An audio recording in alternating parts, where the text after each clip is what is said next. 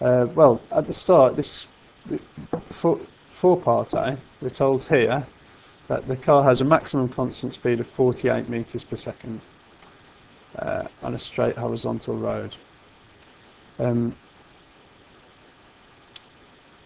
If it's travelling at a constant speed, then its driving force, let's put that there, is going to be equal to this resistance force, and the resistant force is given by 30 times its velocity. Okay. So it says it's got a maximum constant speed of 48 meters per second. That's maximum constant speed of 48 meters per second. So to find out its maximum power, what we're going to do is we're going to try and find out the maximum driving force. So we've got FD, because it's travelling at a constant speed, we'll put these forces equal to each other. There's no net force, else it would be accelerating. And I know what V is, it's 48.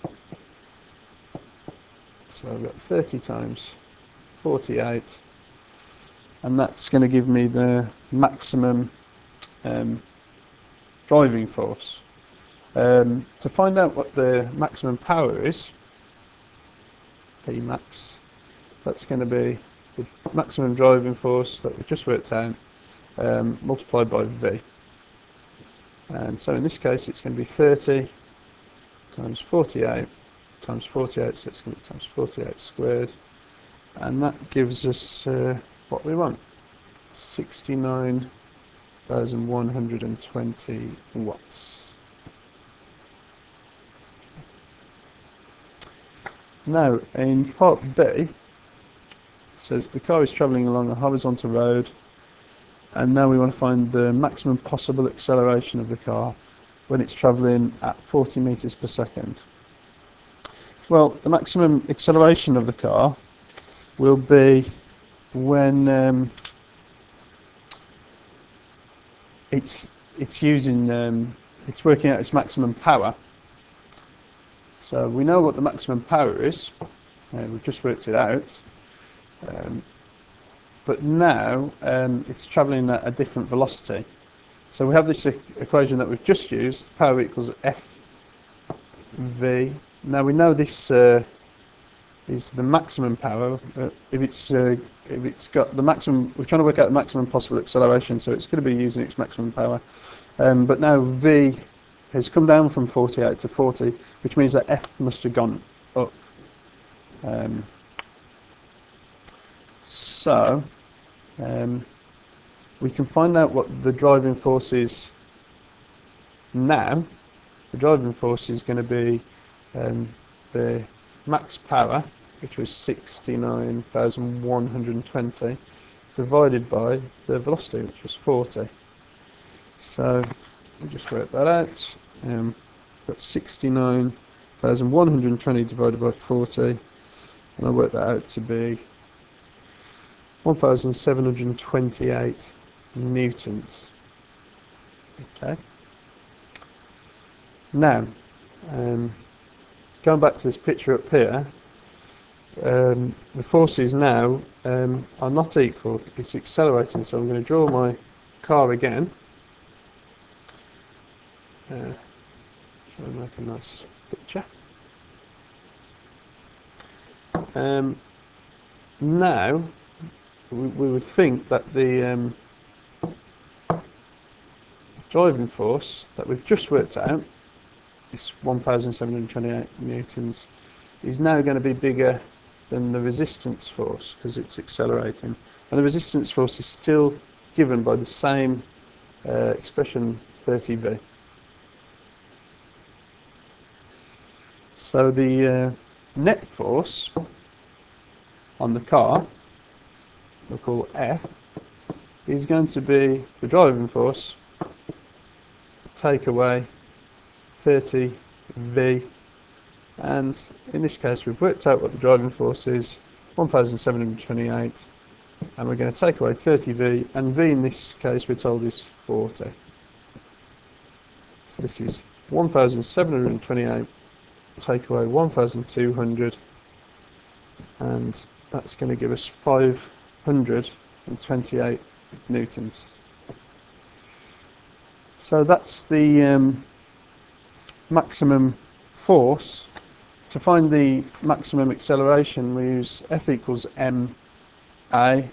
So the maximum acceleration, A max, is going to be F over m. So this is going to be 528 divided by the mass of the car, and you just work that out. Get 0.44 meters per second squared.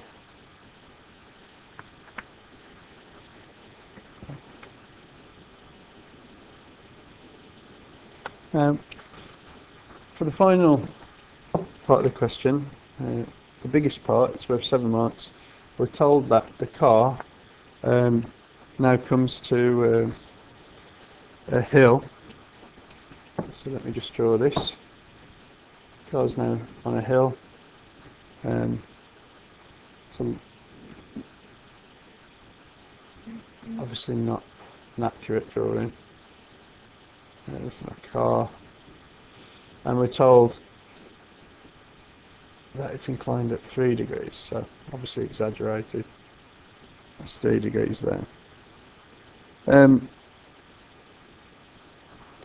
We're asked to find the maximum possible constant speed of the car as it travels on this road down the hill. Okay. So let's just have a look at what forces are acting on this car. We've got its weight, mg. We've got its driving force this way. We call that FD. And also we've got this resistance force, which was 30V, I think. And then there's this reaction force there. Okay. So the question is asking, find the maximum possible constant speed of the car as it travels down here. So the first thing we're going to do is we're going to resolve this mg, and so we can take this mg here, and we're going to resolve it perpendicular and parallel to the slope. And if we do that, we're going to find that there's a component down the slope, a weight component down the slope of so mg sine theta, I think. Yeah. So I'm just going to redraw the slope again, and I'm going to just change the mg, and I'm only going to consider the force components acting parallel to the slope now. So there's my car, getting a bit worse drawing every time. And now you can see I've still got this force of resistance, which is 30V, and now I've got this force acting down here, which is the driving force, plus mg sine 3 degrees. Let's put that like that. There's also obviously a weight component perpendicular to the slope, but that's going to cancel with the reaction force. So let's put this into an equation. It says for travelling, what's the question is, what's the maximum possible constant speed? Well, if it's at constant speed, then FD plus mg sine 3 degrees has got to be equal to 30 V. Now, we're trying to find out what V is. Well, the driving force I can work out because we know what the maximum power is. Let's just put this down here. So remember, max power is equal to max F, the driving force of V. Now we we know what the max power is. It's 69120, and if I divide by V, then that there is the expression for the driving force. And if I substitute that into the formula, I've now got an expression just with one unknown in V. So I'm going to take the driving force and I'm going to write it as 69120 over V plus mg sine 3 should be equal to 30 V. So now I've just got to solve this. So first thing to do is probably multiply through by V. So I'm going to end up with, if I multiply through by, let's get rid of that. If you want to multiply through by V and then do a little bit of rearranging, you should get 30 V squared. I'm going to get minus mg sine 3 V minus 69120 is equal to 0. And you see that it is a quadratic equation in V. Not a very nice quadratic equation in V, but certainly solvable using quadratic formula. So let's just put that in. Use quadratic formula.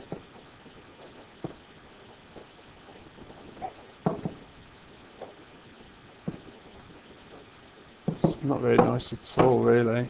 V equals, I'm going to get mg sine 3 plus or minus square root of b squared, which is mg sine 3 all squared, minus 4 times a, which is 30, times c, which is 69,120. Well, that's a minus, so that makes that a plus there, and it's all over 2a, which is going to be 60.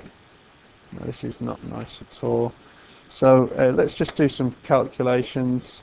Let's find out what's let's change the colour so we can see we're doing something else. Mg sine 3, let's get a value for that to put in.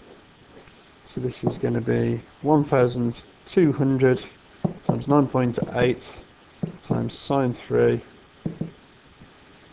Let's just get a calculation for that. Let's change. So I've got sine 9.8 times 1,200. I've got 605.47 for that, and let's have a look at this chunk here as well. So this is going to be 4 times 30 times 69120, and this chunk here is 8294400. So let's write this out again and see if we're any closer. V equals 615.47 plus or minus 615.47 squared minus, plus 8294400 all over 60, which it's not very nice at all.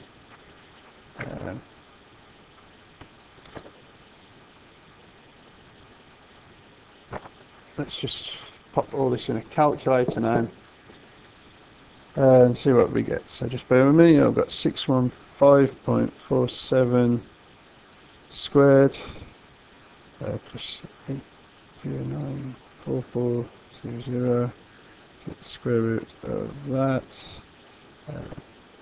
plus 615.47 and then divide by 60, and I come out with 59.34 meters per second. There, which is the maximum velocity. I'm just using the positive there. Otherwise I'd get a negative solution, which is I don't